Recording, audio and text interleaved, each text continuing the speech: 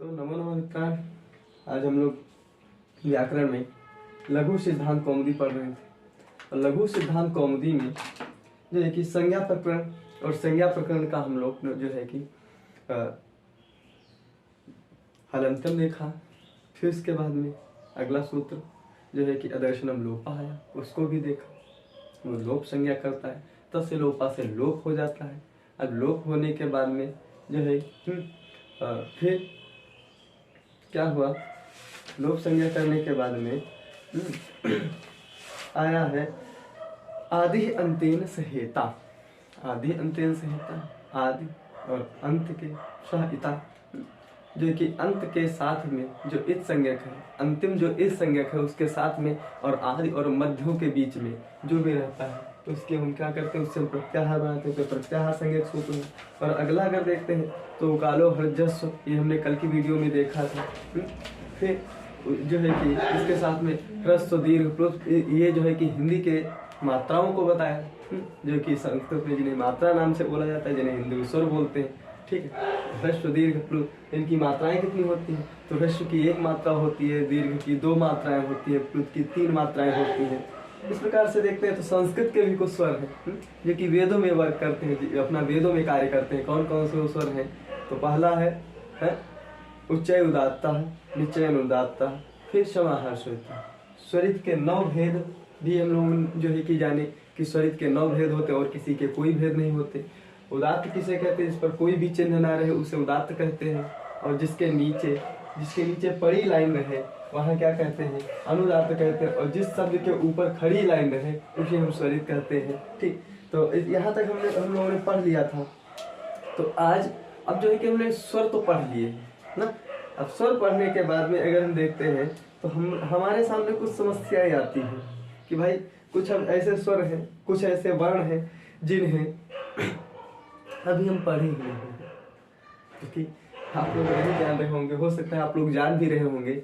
ठीक, तो कुछ स्वर कौन कौन से रहते हैं? जैसे अंग, अभी हम लोग नहीं पढ़ा। हम लोगों ने नहीं पढ़ा, इसको अनुस्वार कहते हैं। क्या कहते हैं? अनुस्वार कहते हैं। और अ को विसर्ग कहते हैं। फिर ऊपर जो है जिह्वा मूली, जिह्वा मूली, फिर उपदमानी, इनको तो भी हमने पढ़ा ही नहीं। तो अभी क्योंकि ये तो भी हम देखे ही नहीं ना, तो इनको भी दिखाना पड़ेगा। तो उसके लिए जो है अगला सूत्र आता है। हम प्रयास से कुछ नहीं बताएंगे, जो सूत्र कहेंगे बस वही हम कहते जाएंगे। क्योंकि देखिए इतना तो पढ़ लेने के बाद में स्वर तो हमको पता चल गया। ठीक है, कौन कौन सा स्वर होता है ना, जो है कि ह्रस्व होता है, दीर्घ होता है, प्लुत होता है, मात्राएं होती हैं 3। ठीक, इसके अलावा क्या रहता है? इसके अलावा क्या रहता है? इसके अलावा रहता है स्वर रहते हैं। स्वर कौन से? उदात्त, अनुदात्त और स्वरित। ठीक है, तो स्वभावता है कि भाई उदात्त अनुदात्त भी हो गया, छोटा बड़ा भी हो गया है, और इसके साथ में लंबा वाला भी प्लुत हो गया ना। अब इसके बाद बचता क्या है? अगर हम देखते हैं तो अंग बचता है, जिसको अनुस्वार कहते हैं। अह बचता है, जिसे हम विसर्ग कहते हैं। ठीक, तो इसके लिए अब हम पढ़ते हैं। अगला सूत्र है लघु सिद्धांत कौमुदी का अगला सूत्र है मुख नासिका वचनोनुनासिका।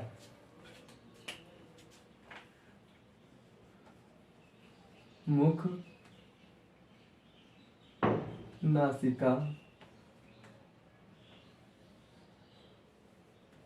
वचनोनुनासिका।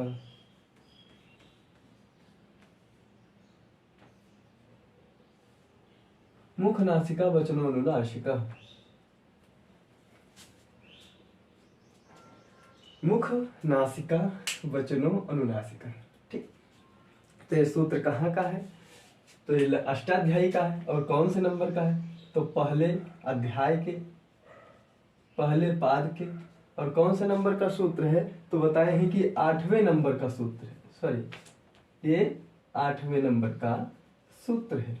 ठीक, अष्टाध्यायी के पहले अध्याय के पहले पाद के 8वें नंबर का सूत्र है। कौन सा है? ये मुख नासिका वचनो अनुनासिका, और ये जो है लघु सिद्धांत कौमुदी में 9वें नंबर पर आता है। कौन से नंबर पर? 9वें नंबर पर आता है। और ये सूत्र है कैसा? बात आती है कि ये सूत्र तो है, लेकिन ये कैसा है, किस लिए आया? तो बताए हैं कि ये अनुनासिक संज्ञा विधायक सूत्र है। कैसा है? अनुनासिक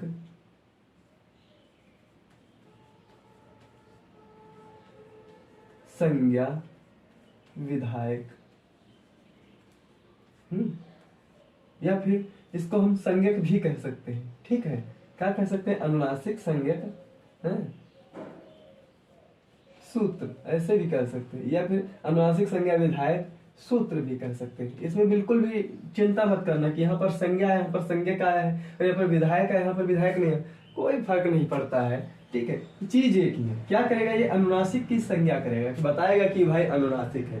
कौन सा अनुनासिक है भाई? कौन सा अनुनासिक है? तो बताएगा। पहले हम सूत्र में ही देखते हैं। सूत्र क्या बताता है कि मुख, हम लोगों को दिख रहा है मुख, ठीक, नासिका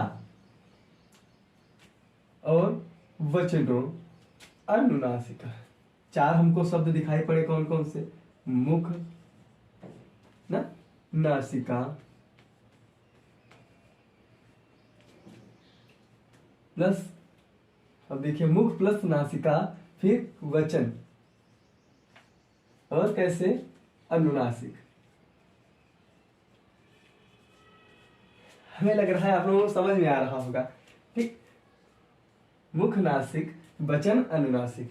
ठीक है, मुख के बाद में नासिका वचन, जो नाक से भी वचन निकले। कहां से?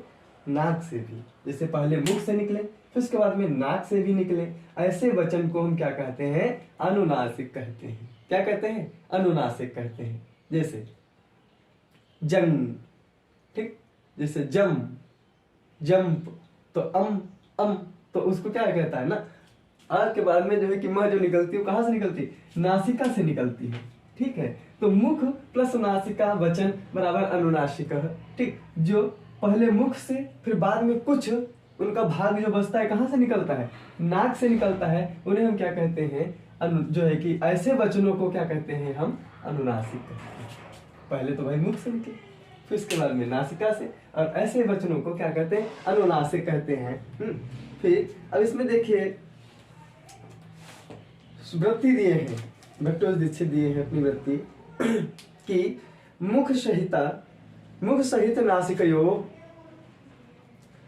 उच्चार्यमाणो वर्णो अनुनासिक संज्ञा स्यात्। मुख सहित नासिको, मुख सहित नासिकयो, मुख सहित, मुख के साथ में। ऐसा नहीं कि मुख छोड़ देंगे, ओनली वन नाक से ही ना, तो नाक से ही नहीं, मुख नासिकयो। यहाँ पर भी सूत्र बताता है मुख नासिका वचनो अनुनासिका, मुख के साथ में नासिका भी साथ जब रहे, ठीक है, ऐसे वचनों को अनुनासिक कहते हैं। और वही वृत्ति भी है, क्या है? मुख सहित नासिकयो उच्चार्यमाणो, मुख के साथ में जब नाक का भी जो है कि प्रयोग किया जाता है, कहां पर? उच्चार्यमाण में, अर्थात उच्चारण में।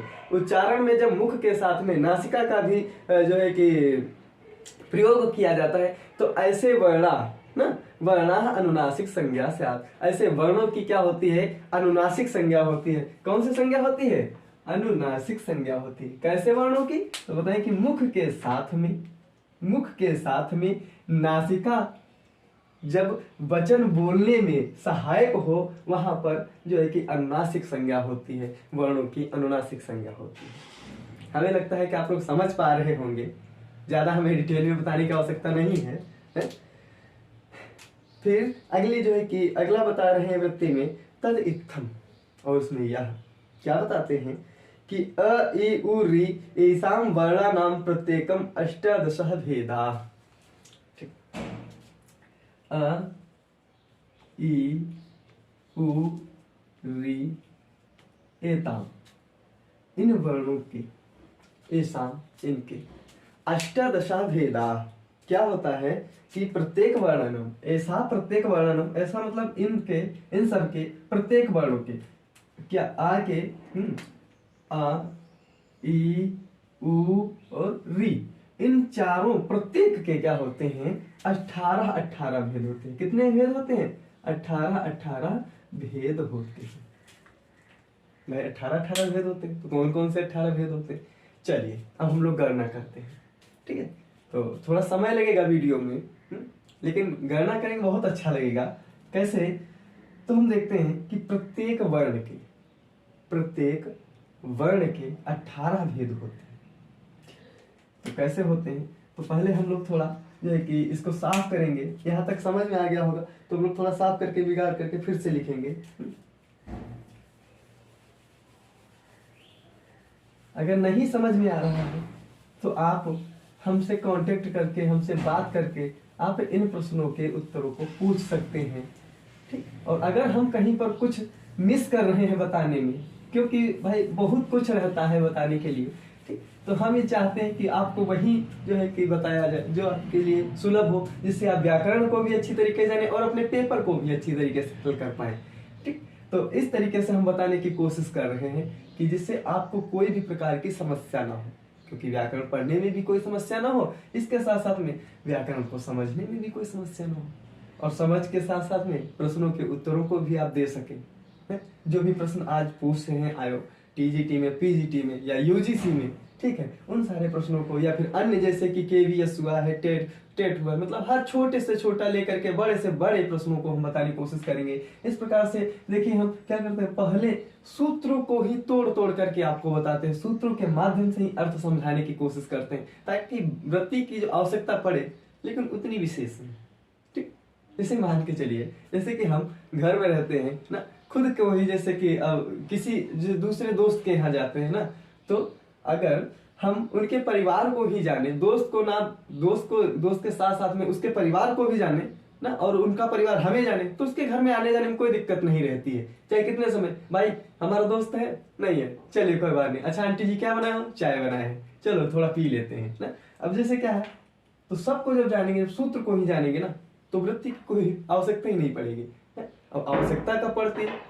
जब हम सूत्र में जैसे कि दोस्त को ही जाने और उनके परिवार वालों को नहीं जाने, तो पूछेंगे क्या जो है कि आंटी जी जो है कि हमारा दोस्त है, तो बताएंगे नहीं है, तो हम लोग क्या करते हैं, बस तुरंत वहां से पीछे हो जाते हैं, चलो जब नहीं है तो फिर कहीं होगा।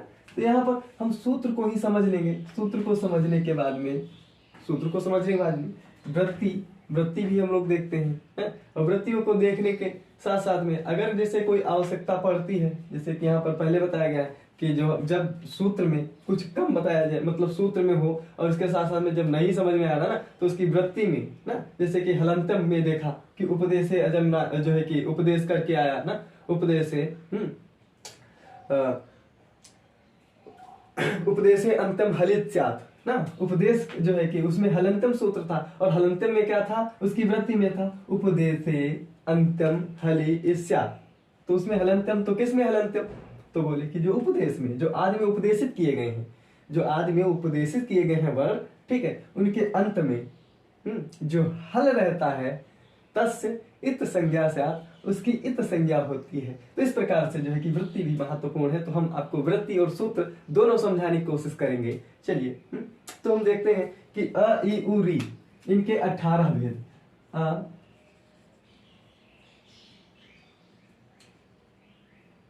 फिर ई उ और री, 18 भेद हम कैसे जानेंगे? तो हम थोड़ा देखिए, छोटा छोटा लिखेंगे कि सबसे पहले हम लोग क्या पढ़े भाई, हम लोग पढ़े जो है ह्रस्व ना। पहले सूत्र में क्या पढ़े? ह्रस्व, फिर दीर्घ, फिर प्लुत।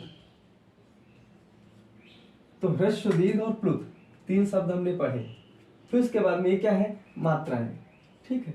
ह्रस्व मात्रा, फिर दीर्घ मात्रा, और इसके साथ साथ में प्लुत मात्रा, ठीक। तो ह्रस्व मात्रा कितनी होती है? 1 मात्रा होती है, दीर्घ की 2 मात्रा होती है, और प्लुत की 3 मात्राएं होती है, हमने कल भी पढ़ा था, ठीक है। तो अब देखते हैं कि ह्रस्व के अंतर्गत कौन कौन आते हैं, ठीक है। तो ह्रस्व के अंतर्गत आते हैं अब हमारे संस्कृत के स्वर कौन कौन से? उदात्त, उदात्त, अनुदात्त, अनुदात्त, ठीक, उदात्त, अनुदात्त, फिर स्वरित, स्वरित, फिर अब अनुनासिका।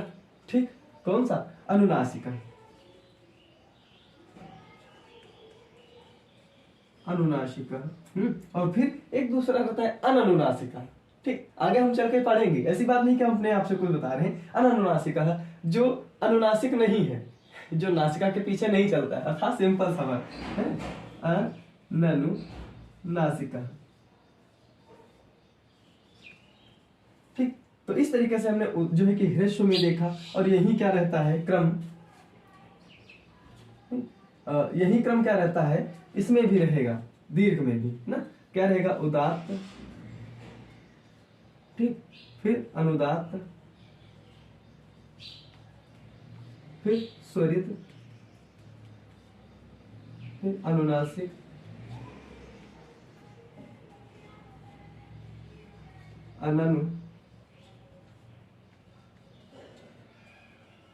अननुनासिक। ठीक है, फिर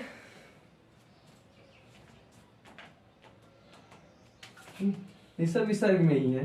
ठीक है, संस्कृत में विसर्ग लगा लीजिए। अब प्लुत में भी क्या रहेगा? उदात्त, अनुदात्त, फिर स्वरित, अनुनासिक,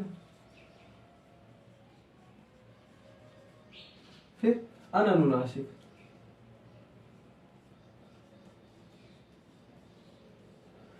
किसके? आ के। मान के चले एक ही हम शब्द ले लिए, इस आ के। कितने भेद हुए? इतने भेद हुए। ठीक है, कौन कौन से? 1 2 3 4 5 6। ठीक, मतलब हाँ 6 हो गए। 6 दूनी 12, और 6 तिया 18।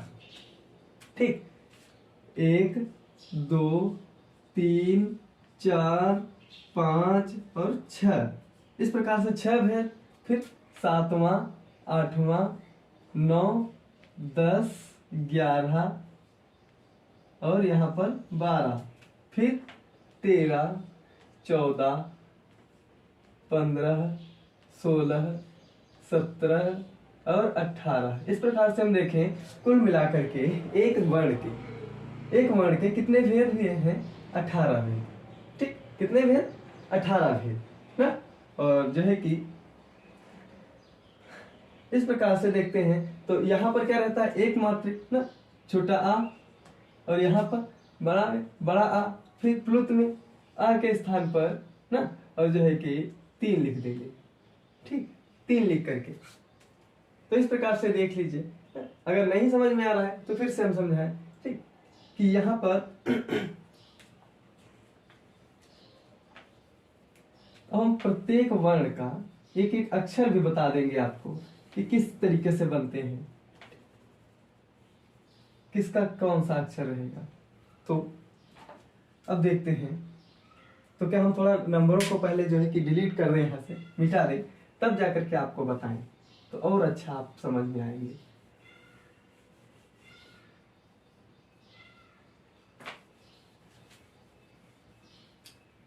क्योंकि हम नहीं चाहते कि आप लोगों से कुछ भी छूटे, आप सब कुछ जाने। और कैसे?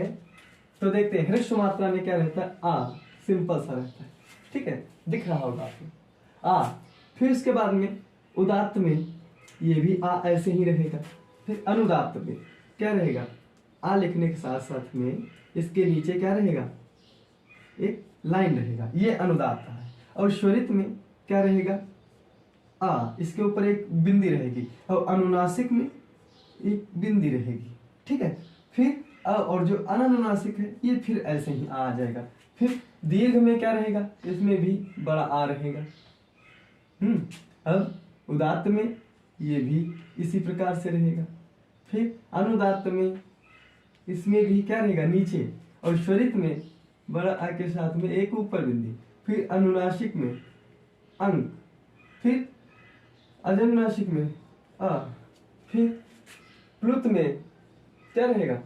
आ प्लस 3, फिर उदात्त में अ प्लस आ 3। ठीक है, और अनुदात्त में अ 3 और ये। ठीक, इस प्रकार से अनुदात्त रहेगा जो है प्लुत का। फिर स्वरित का रहेगा आ 3 और ये, फिर अनुनासिक में अ 3 और ये, और अजनुनासिक में। तो इस प्रकार से देखते हैं कि अ ह्रस्व है, उदात्त है, अनुदात्त है, स्वरित है और अनुनासिक है, दीर्घ है, दीर्घ और जो है कि अ है, उदात्त अ और जो अनुदात्त अ, स्वरित अ, जो अनुनासिक अ, अजनुनासिक अ। फिर इधर देखते हैं तो प्लुत में आ है, उदात्त में आ है, अनुदात्त में आ है, स्वरित में आ है, ये प्लुत के ही है सब, ठीक है। फिर स्वरित में आ है, फिर अनुनासिक में आ है और अननुनासिक में आ है। तो इस प्रकार से हम देखते हैं कि जो है कि सारे स्वर क्या रहते हैं, ह्रस्व, दीर्घ और प्लुत हो गए। इनकी मात्राएं भी क्या है, ह्रस्व की 1 मात्रा, दीर्घ की 2 मात्रा और प्लुत की कितनी मात्राएं, 3 मात्राएं रहती हैं। प्लुत की 3 मात्रा और जो है कि दीर्घ की 2 मात्रा और ह्रस्व की 1 मात्रा। और स्वरों के माध्यम से तो सबके देखते हैं, तो प्रत्येक अक्षर के आके हमने कितने भेद देखे, 1 2 3 4 5 6 7 8 9 10 11 12 13 14 15 16 17 18। तो इस प्रकार से हमने देखा कि आ के 18 भेद। आ के कितने भेद, 18 भेद। इस प्रकार से आ के भी 18 भेद रहेंगे। आ के भी कितने भेद रहेंगे, आ के तो 18 भेद हमने बता दिए हैं। और ई के भी कितने भेद रहेंगे, 18 ही। और उ के 18 और री के 18। इन तीनों, इन चारों वर्णों के कितने भेद रहते हैं, 18 भेद। बराबर कितने, 18 भेद।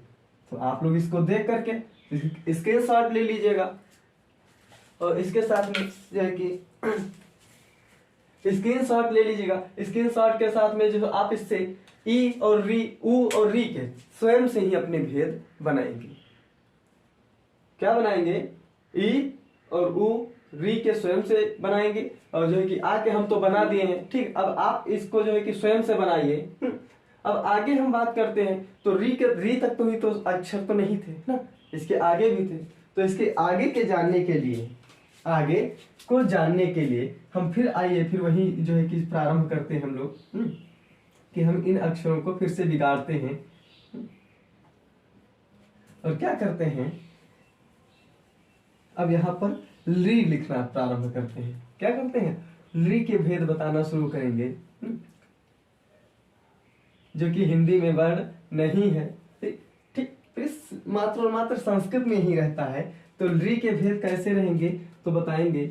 आ जो है कि इसका जो है कि ह्रस्व में ये ली रहेगा और उदात्त में भी इसी प्रकार से ली, अनुदात्त में भी ये ली, स्वरित में ना ली, ये इसके ऊपर अनुनासिक में ये, और जो है कि यहाँ पर अजनुनासिक में क्या रहेगा, सिंपल सा ली रहेगा, ठीक। और इसके दीर्घ नहीं होते हैं।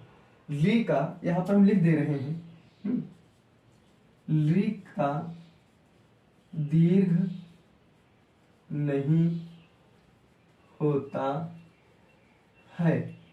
जो ली वर्ण रहता है उसका दीर्घ नहीं होता, दीर्घाभाव होता है, दीर्घ का अभाव होता है, इसलिए दीर्घ नहीं होता है। तो इसका क्या होता है, ह्रस्व रहता है ना। और जो है कि ये आपका प्रश्न एक बना, और दूसरा बनेगा आपका री का ह्रस्व एवं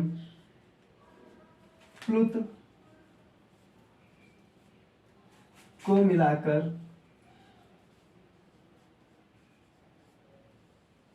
12 भेद होते हैं।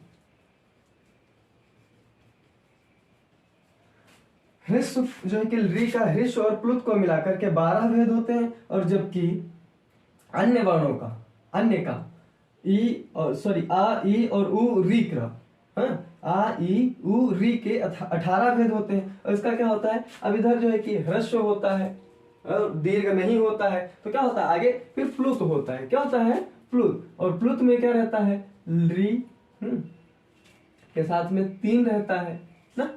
फिर अब जो है कि उदात्त के साथ में,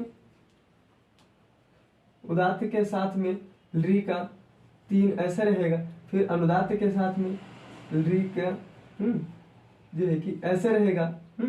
फिर री का यहाँ पर ऐसे स्वरित रहेगा। और अनुनासिक कैसे रहेगा, तो री जो है कि वर्ण के साथ साथ में 3 के ऊपर एक बिंदी रहेगी, फिर अनुनासिक री के साथ में 3, ठीक है। इस प्रकार से अनुनासिक रहेगा, बल्कि इसका दीर्घाभाव होगा। यहाँ पर री नहीं होगा, यहाँ पर क्या होगा, री का अभाव हो जाएगा, इसलिए यहाँ पर री नहीं होगा। तो इस प्रकार से हम देखते हैं। अब एक शब्द उठता होगा कि सर जो है कि इसका तो हम बना लेंगे, ठीक है, री का तो चलो ठीक है दीर्घ हो, लेकिन अब री का कैसे हम दीर्घ करेंगे। री का तो दीर्घ हमने नहीं देखा ना, बहुत से अभी जो है कि स्टूडेंट रहेंगे जिनको भी री का जो दीर्घ नहीं आता होगा, तो हम लोग री का भी दीर्घ देखते हैं, क्योंकि री का तो देख लिए हैं, क्योंकि भाई बड़ा का तो छोटा का तो हम बड़ा आ देखे हैं ना, और छोटा ऊ का भी बड़ा ऊ देखे हैं, और री का भी जो है कि सॉरी बड़ी का भी देखे हैं ना, लेकिन अब री का तो हम दीर्घ नहीं देखे कि कैसा होता है री का दीर्घ, तो हम देखते हैं। तो इस प्रकार से थोड़ा ही अंतर रहता है री का, ऋकारांत का। तो ह्रस्व में ऐसे री रहती है, ठीक, फिर और जो है कि दीर्घ में कैसे रहती है, ऐसे और ऐसे, बस इस प्रकार से। देखिए इसमें 2 प्रकार के जो है कि रा के ऊपर एक और री लग जाती है, ठीक है। इसका उदात्त में कैसा रहता है, तो इस प्रकार से उदात्त में भी रहेगा, और अनुदात्त में भी क्या रहेगा, इस प्रकार से रहेगा, है? फिर विकार जो है कि स्वरित में ऐसा रहेगा, फिर अनुनासिक में विकार कैसा रहेगा, इस प्रकार से, और अनुनासिक में इस प्रकार से जो है, और इधर फिर वही 3 ना, फिर री के साथ में 3, फिर री के साथ में, सॉरी यहाँ पर जो है कि इस प्रकार से, फिर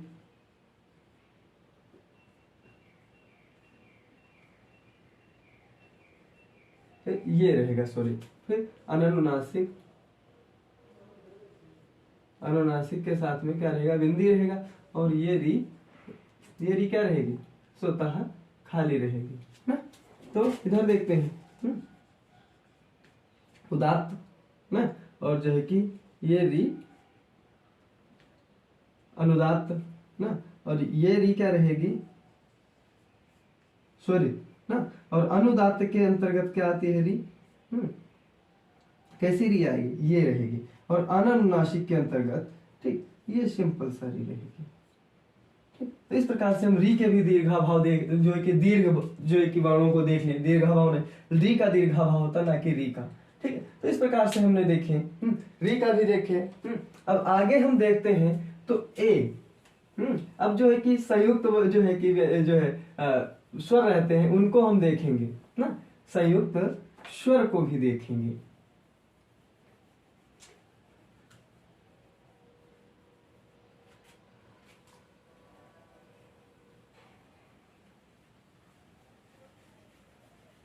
तब संयुक्त के भी जो ए आए, अब यहां पर हम थोड़ा इसको हटा देते हैं, इस लाइन को,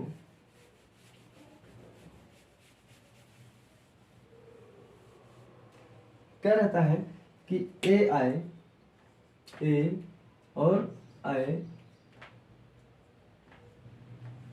आए, ओ और औ, इन चारों के भी क्या रहते हैं, इन चारों के क्या रहते हैं, 12 भेद होते हैं। कितने भेद होते हैं, 12 भेद। और इनका भी क्या रहता है, इनका ह्रस्व भाव रहता है।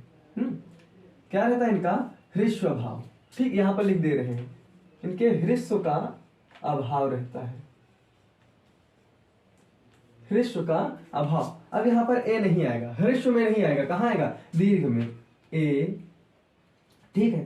फिर उसके बाद में, ठीक, जो है उदात्त में ए खाली रहेगा, और अनुदात्त में ए रहेगा, और स्वरित में ए ऐसे रहेगा, और अनुदात्त में कैसे रहेगा, ए ऐसे, ठीक, और जो है कि अनुनासिक में ऐसे रहेगा, और अजनुनासिक में कैसे रहेगा, तो अजनुनासिक में रहेगा इस प्रकार से। और प्लुत में तो ए के साथ में 3, फिर इसके साथ में क्या रहेगा, सिर्फ सिंपल सा है, और फिर अनुदात्त के साथ में ए जो है 3 के साथ में ये। इस प्रकार से देखते रहिए। और स्वरित में तो ए के साथ में एक ऊपर से जो है कि खड़ी लाइन, और अनुनासिक में इस प्रकार से इसके 12 भेद होते हैं, ना कि 18 भेद होते हैं। ठीक है, तो देख लीजिए। और इस प्रकार से ए के भी भेद रहेंगे, ए के भी भेद रहेंगे, ओ के भी भेद रहेंगे और औ के भी भेद रहेंगे। तो इस प्रकार से देख लीजिए कि इसके जो है कि 12 मात्र भेद होते हैं। इसके जो है कि ह्रस्व अभाव रहता है। ए का क्या रहता है, मतलब ए ओ औ का क्या रहता है, ह्रस्व का अभाव रहता है। इसमें ह्रस्व शब्द नहीं होता है, जो है कि ह्रस्व का अभाव रहता है। तो हम इतना बता दें। इसमें वृत्ति भी देखते हैं तो लिखा है कि ली जो है कि ली वर्णस्य द्वादश। ठीक, जो ली अभी हमने पीछे पढ़े, ठीक, उसके द्वादश नहीं रहते। क्यों? क्योंकि उसका दीर्घाभाव रहता है ना, दीर्घ नहीं होता है, ह्रस्व रहता है, प्लुत रहता है, दीर्घाभाव रहता है। तो इस प्रकार से इसके 12 भेद होते हैं और तस्य दीर्घाभाव भी लिखा है। फिर एचाम अपि द्वादशः तेषां ह्रस्वाभावात्। ठीक है, एचाम, एचाम का मतलब होता है एचाम। ठीक, एचाम का मतलब क्या होता है, एच प्रत्याहार। ठीक, और एच प्रत्याहार के अंतर्गत कौन कौन से आते हैं ना, तो हमने पढ़े अयूण, ऋलक, एवोंग, अयोच। तो ए ओ ना, कौन कौन से, ए और ओ। ठीक, अंगा की क्या करेंगे, हलंतम से इस संज्ञा, दर्शनम लोपा से लोप, तस्य जो है कि लोप संज्ञा, तस्य लोपा से डायरेक्ट लोप कर देंगे। ठीक है, तो क्या हो जाएगा, ठीक, ए ओ हो जाएगा। फिर ए ओ, तो इस प्रकार से क्या हो जाएगा। और फिर अंतिम में जो चकार रहेगा उसका भी जो लोप हो जाएगा। ठीक, तो एचा मतलब एज प्रत्याहार। एज प्रत्याहार के अंतर्गत 4 ही आते, कौन से, ए आई ओ और आओ। इन दोनों के क्या रहे, इन मतलब 4 वर्णों के क्या रहेंगे कि मात्र 12 भेद रहेंगे। और इनका अभाव क्या होता है, तो इनका ह्रस्व अभाव रहता है। क्या रहता है, इनका ह्रस्व अभाव रहता है। ठीक है, तो इस प्रकार से इनके क्या रहेंगे, जो है कि 2 ही भेद रहेंगे। और ली का क्या रहता है, दीर्घ अभाव रहता है। तो इस प्रकार से हमने आज बहुत से प्रश्न देखे। ठीक, तो इस जो है कि देखते हैं, तो इसमें अब हमें लगता है कि कुछ नहीं बचा है, ऐसा कोई विशेष नहीं बचा है। तो नमो नमः मित्रेभ्यः। तो आज हम लोग अपनी वाणी को यहीं पर विराम देते हैं। वीडियो लंबा बहुत हो रहे हैं, तो जो है कि आप लोगों को बस लंबे हो या छोटे हो, हमें इससे नहीं फर्क पड़ता है, क्योंकि पढ़ने वालों को इससे कोई भी फर्क नहीं पड़ता है। बस फर्क पड़ता है कि उसको जो है कि मैटर मिलना चाहिए, उसको समझ में आना चाहिए। ठीक, तो नमो नमः। मैं अपनी वाणी को यहीं पर विराम देता हूँ। नमस्कार।